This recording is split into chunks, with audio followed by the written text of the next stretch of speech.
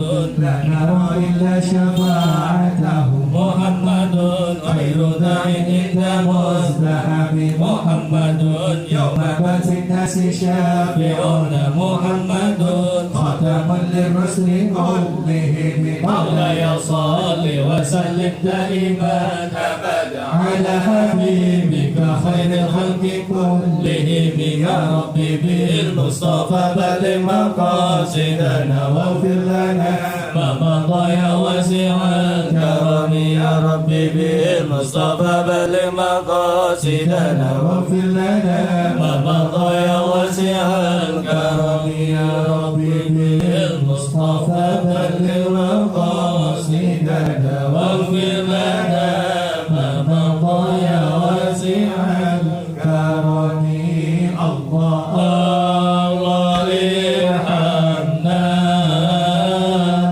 أنت مولانا الله أكبرنا ما لنا غير الله ارحمنا أنت مولانا الله أكبرنا ما لنا غير الله ارحمنا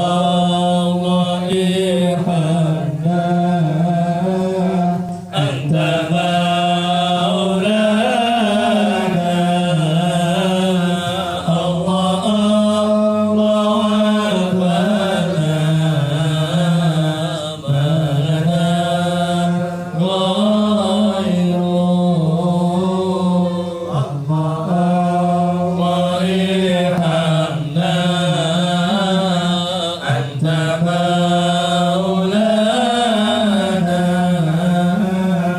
الله أكبرنا ما لنا غيره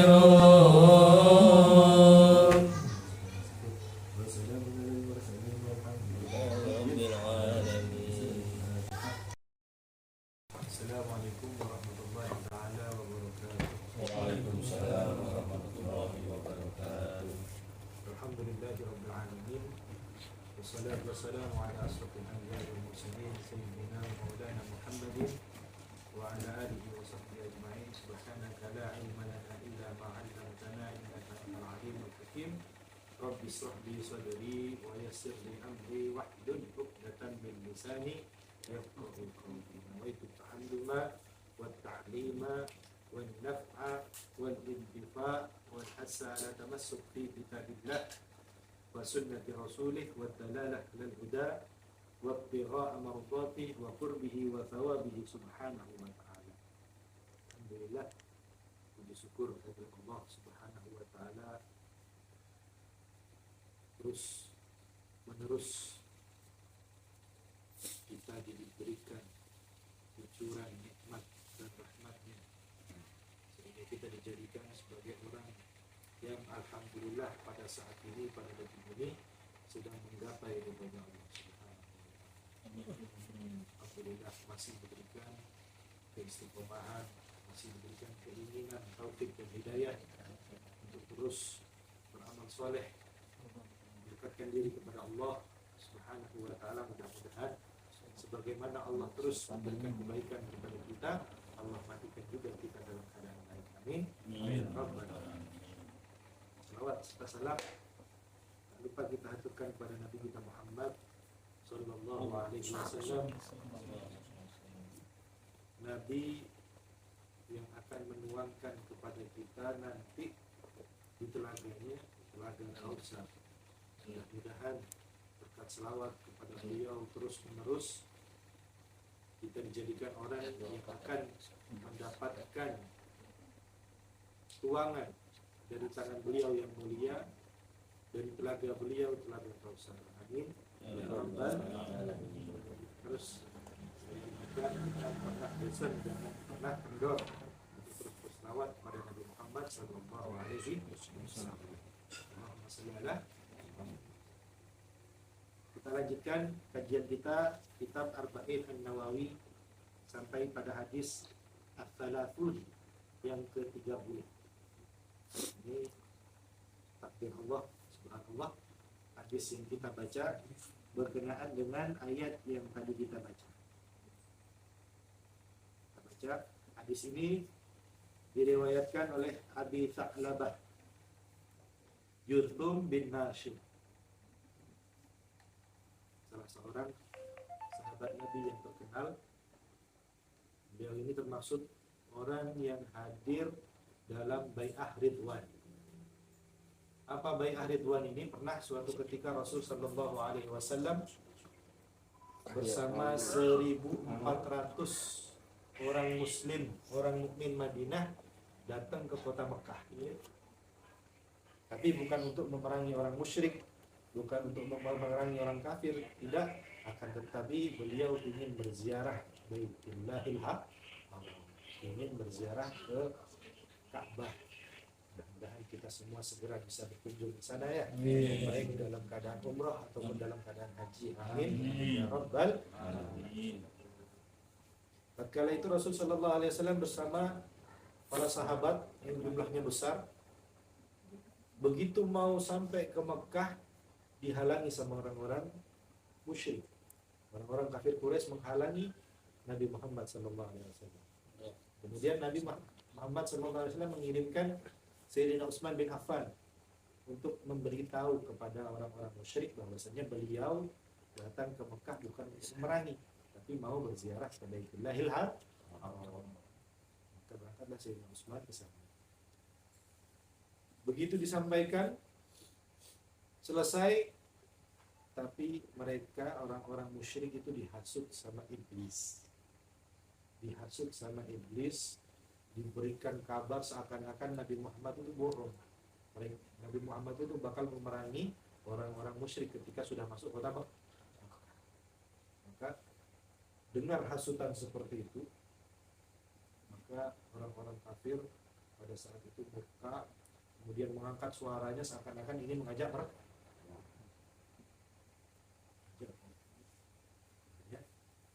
Nabi Shallallahu Alaihi Wasallam yang mendengar kabar tersebut juga keluar amarahnya,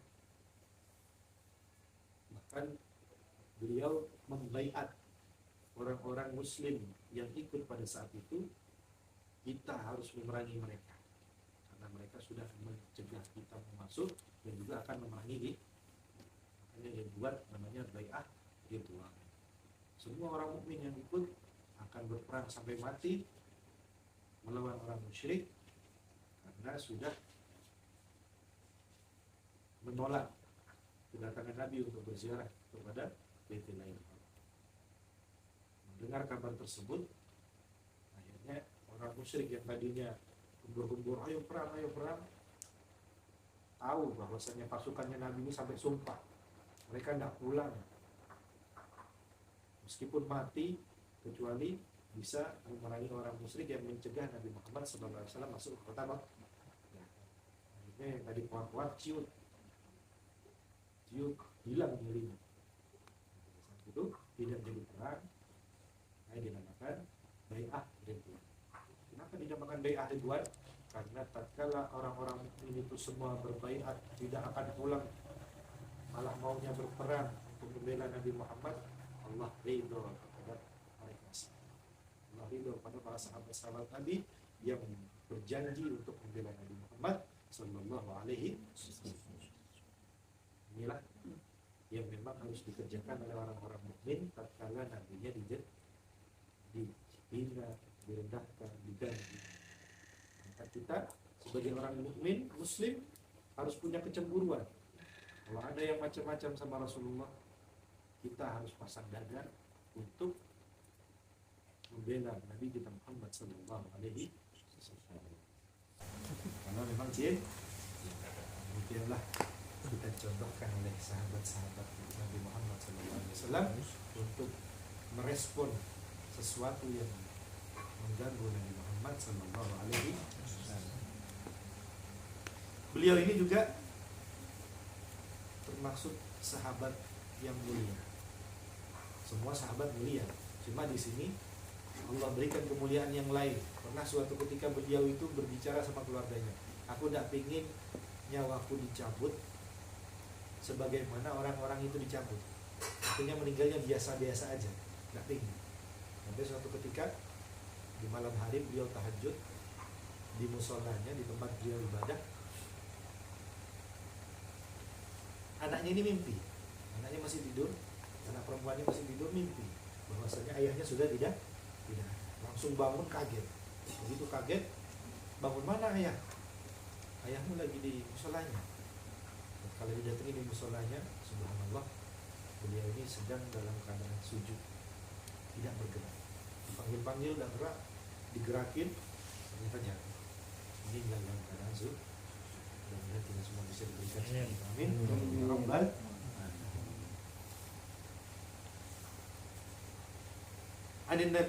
an Rasulillah sallallahu alaihi wasallam. Hadis ini dari Rasul sallallahu alaihi wasallam. Qala, berkata Rasul, innallaha ta'ala farada faraida fala tudayyi'uha. Sesungguhnya Allah Subhanahu wa taala mewajibkan kewajiban-kewajiban, maka jangan ditinggalkan. Allah sudah mewajibkan kepada kita, maka jangan ditinggalkan. Khususnya yang paling nyata di depan kita, sholat 5 waktu. Jangan ditinggalkan. Manusia pernah khilaf, pernah lepas, manusia bahkan diriwayatkan Rasul juga pernah sholat subuh tatkala matahari sudah terang. Manusia. Tapi bukan karena Rasul SAW berdosa, tapi itu menunjukkan hukumnya, memberikan contoh hukumnya. Kalau ada orang yang terlambat, kehilangan waktu sholat, dikodok, langsung laksanakan kodok. Ya, namanya manusia itu pernah terlepaskan sesuatu. Cuma jangan dihilangkan, tetap dibayar utang kita sama Allah Subhanahu. Pernah diriwayatkan bahwasanya ketika Rasulullah SAW itu Isra wal Mi'raj, melihat satu orang yang kepalanya itu dihancurkan. Begitu hancur, dikembalikan lagi seperti semula, dihancurkan lagi, kembalikan lagi seperti semula, terus. Maka Rasulullah SAW bertanya kepada Jibril, man haula ya Jibril, siapakah mereka wahai Jibril? Maka dijawab sama Jibril, humul ladina yatathaqaluna ru'usuhum fis shalah. Mereka adalah orang yang memberatkan kepalanya tatkala sholat, artinya malas mau sholat. Alhamdulillah, hukumannya dihancurkan kepalanya, dibalikkan lagi, dihancurkan terus sampai kapan? Tidak ada batasan. Alhamdulillah, dan kita diberikan kekuatan untuk terus menjaga sholat kita. Amin. Amin. Ya Rabbal. Semua, nggak cuma sholat, puasa juga, zakat juga, pokoknya semua yang diwajibkan kerjakan. Tapi untuk masalah kewajiban, ada hadis yang lain mengatakan, wa ma amartukum bihi fa'tu minhu mastata'tu. Dan apa yang telah aku perintahkan kepada kalian, maka kerjakanlah semampu kalian. Ini untuk hal-hal perintah. Artinya bukan sebisa kita, saya bisanya cuma 4 waktu, saat 5-nya nggak bisa. Bukan seperti itu. Tetap 5 sholatnya, tapi kita kerjakan semampu kita. Kalau kita sedang sakit, nggak mampu berdiri, ya sholat duduk. Kalau kita sedang sakit, nggak bisa kena air, sholat tayam. Bukan berarti menghilangkan, tapi melaksanakannya semampu kita. Ini untuk hal-hal yang perintah. Tapi kalau larangan, tidak ada. Apa yang dilarang, sudah tinggalkan. Dilarang zina, setengah aja kepalanya yang masuk, boleh nanti? Nah, boleh. Namanya dilarang, nggak boleh sebutkan. Wala taqrabu zina. Bukan cuma dilarang, tapi jangan dekat. Meskipun ada hal yang boleh, mahram kan boleh salaman ya. Kalau sama sesama mahram boleh salaman dan membatalkan wudu. Tapi jangan dekat-dekat. Kenapa? Setan itu pintar. Yang tadinya tua, diubah mata kita, dibikin kelilipan, dibikin matanya picek, akhirnya yang jelek itu kelihatan cantik. Kenapa?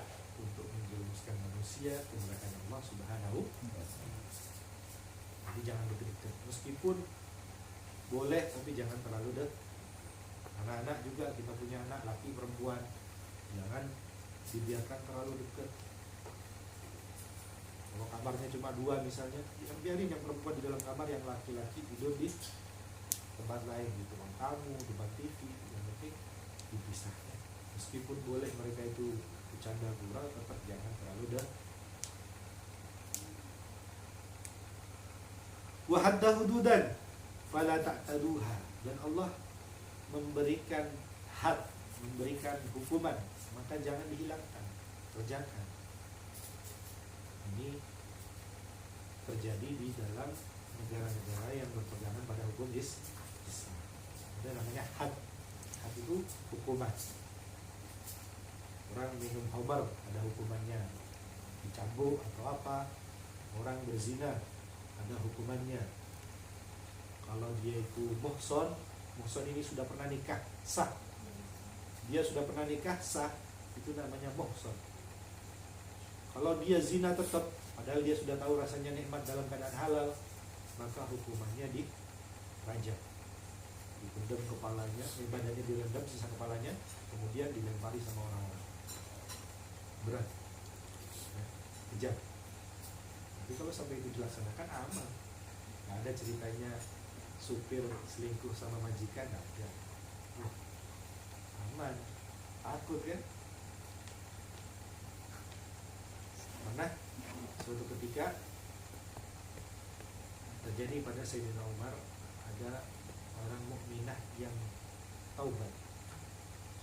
Orang mukminah yang taubat, dia ini mengakui dosanya, bahwasanya dia itu telah zina.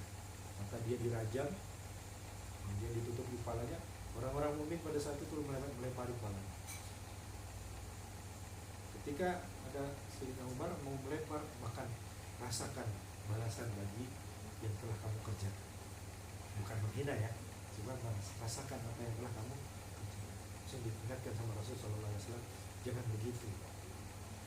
Jika ditimbang taubatnya orang ini dengan orang yang ada di Madinah, lebih besar taubatnya ini daripada kebaikan-kebaikan yang ada dilakukan oleh orang Madinah. Ini jangan sampai kita merendahkan orang yang bermaksiat. Ya, jangan sampai kita merendahkan orang yang bermaksiat. Yang kita pandang jelek itu kemaksiatannya, tapi bukan orang yang laku. Meskipun tetap ada imbasnya, baik dalam syariat tetap ada imbasnya. Termaksud diantaranya haddul qadhaf. Ini yang paling sering. Kalau zina, mudah-mudahan kita semua terjaga, amin.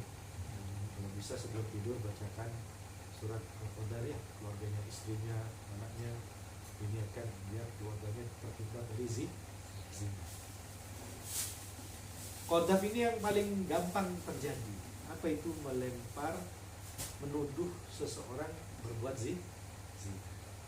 Jadi tadi saya bilang takdir Allah. Hadis yang kita baca sambung sama ayat yang kita baca. Di sini disebutkan walladzina yarmunal muhsanati tsumma lam ya'tu bi arba'ati syuhada'a fajliduhum samanina jaldah.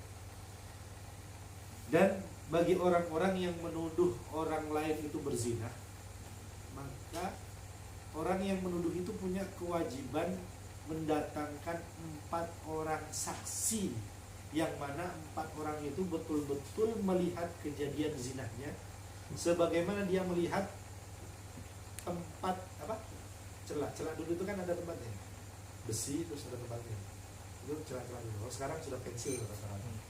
Celah dulu itu besi, ada tempatnya, ditaruh dalam situ. Sebagaimana dia melihat besinya, celah itu masuk ke dalam tempatnya, berarti jelas betul dia melihat bahwasanya dia itu zina. 4 harus 4. Dan alhamdulillah begitu rahmatnya Allah menutupi aurat aibnya orang muslim, orang mukmin umat Nabi Muhammad. Mungkin sampai saat ini belum ada yang kena had zina. Pernah terjadi juga di zamannya Sayyidina Umar, ada yang melaporkan perzinahan, yang lihat 4 orang lihat. Tapi yang 3 betul-betul melihat, yang 1 melihatnya nggak jelas. Yang 1 melihatnya nggak jelas, cuma nempel-nempel gitu aja katanya. Kamu lihat betul nggak itunya masuk? Nah, melihatnya cuma nempel-nempel aja. Kalau nggak jelas, berarti 4-4-nya itu yang tadi kena namanya haddul qadhaf, hukuman bagi orang yang menuduh zina tapi tidak punya saksi. Akhirnya 4-4-nya dicambuk 80 kan. Nggak dicambuk di dunia. Kalau orangnya dari itu nanti dicambuk di akhir. Ini. Kenapa saya bilang paling gampang ini? Karena yang paling banyak terjadi. Contohnya kita ngomong, perek. Sama. Apa kerjaannya perek? Apa kerjaannya perek?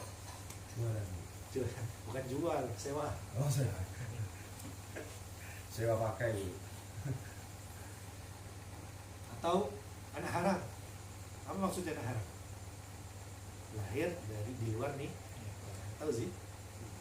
Jangan sembarang, cuma gara-gara marah atau gara-gara jengkel atau gara-gara pengen ngejek aja sampai ngomong seperti itu. Maka orang yang ngomong tersebut langsung punya kewajiban datangkan 4 saksi yang melihat betul-betul bahwasanya dia zina. Kalau nggak bisa, berarti dia punya tanggungan haddul qadhaf. Jatah hukuman orang yang menuduh zina 80 jam. Sampai saya dipukul kalau waktu di pondok itu dipukul pakai rotan lumayan.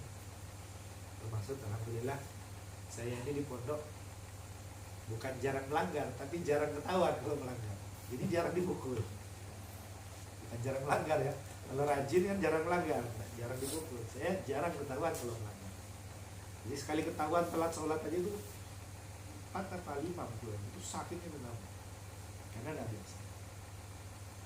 Sekarang kalau mukul orang enak betul ya. Itu namanya had. Maka jangan ditinggalkan.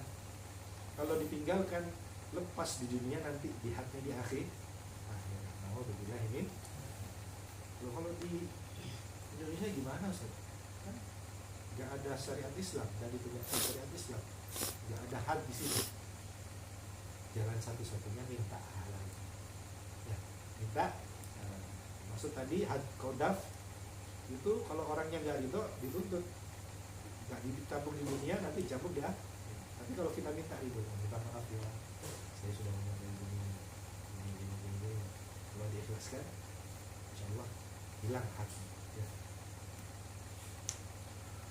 Wa harrama asya'a fala tantahikuha. Dan Allah juga mengharamkan sesuatu, maka jangan dilanggar. Jangan dilanggar apa yang Allah larang, tinggalkan. Beda tadi ya, perintah sama larangan. Kalau perintah kerjakan semampunya, tapi kalau larangan tinggalkan semua. Nggak ada, tinggalkan semampunya, nggak ada. Tinggalkan semua. Mudah-mudahan kita dijaga oleh Allah Subhanahu wa Ta'ala. Sekarang ini yang menolong kita cuma saternya Allah sama muhafadzah. Yang menjaga kita ini cuma Allah menutupi aib kita. Ya. Ustaz-ustaznya kadang masih pengen juga nikah lagi. Sebelum nikah kan lirik-lirik dulu. Ya. Jadi yang bikin kita ini tidak kita ya penutupnya Allah ya. Mudah-mudahan terus ditutup sama Allah. Dan bagaimana ditutup di dunia nanti diampuni di akhirat. Amin. Amin ya Rabbal. Yang kedua, penjagaan dari Allah.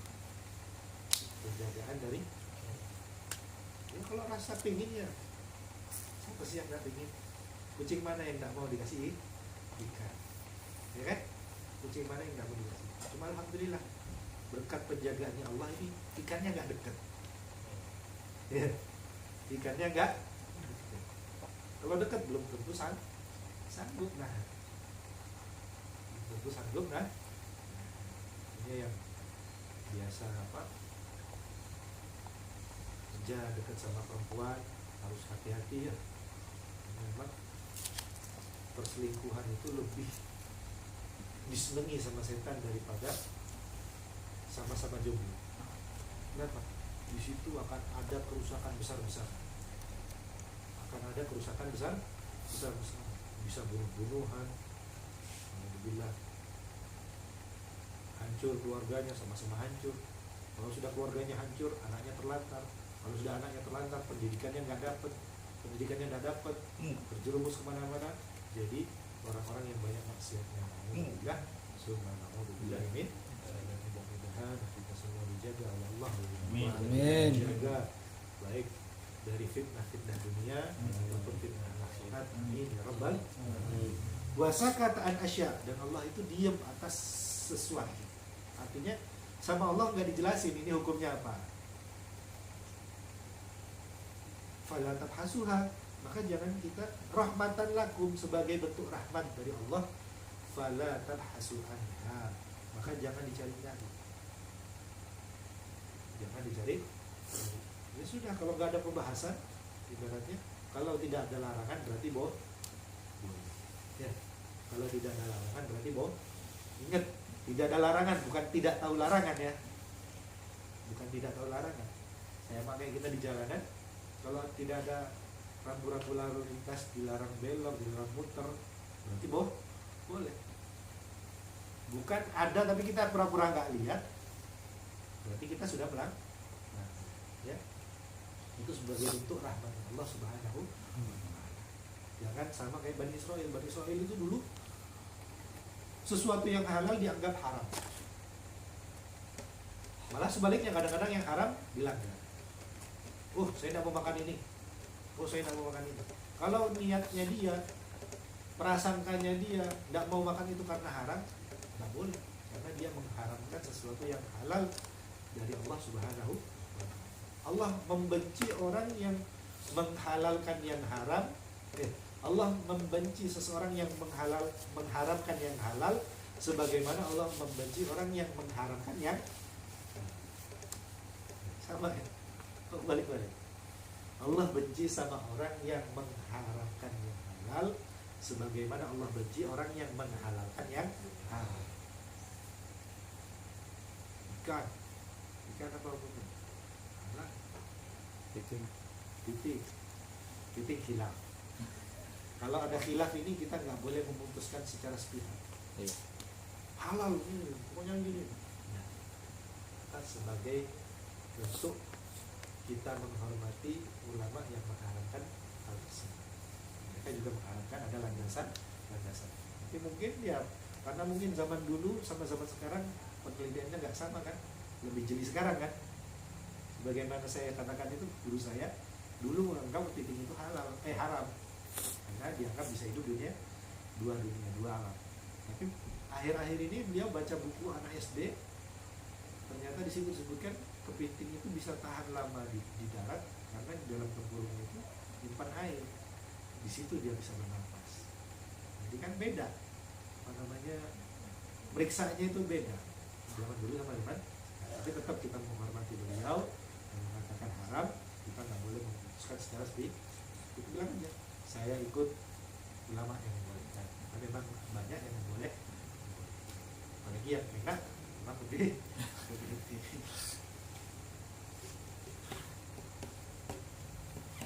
Gitu ya.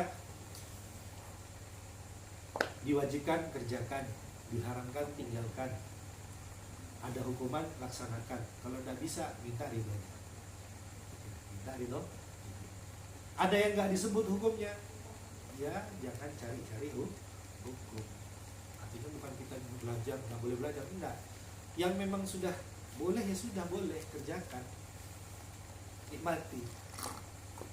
Jangan malah nyari susah. Mudah-mudahan bisa kita amalkan, bisa jadi pemandu hidup kita untuk bisa menuju surga Allah Subhanahu wa Ta'ala, ridhonya Allah, ridhonya Rasul Sallallahu Alaihi Wasallam. Demikian yang dapat saya sampaikan. Assalamualaikum warahmatullahi wabarakatuh.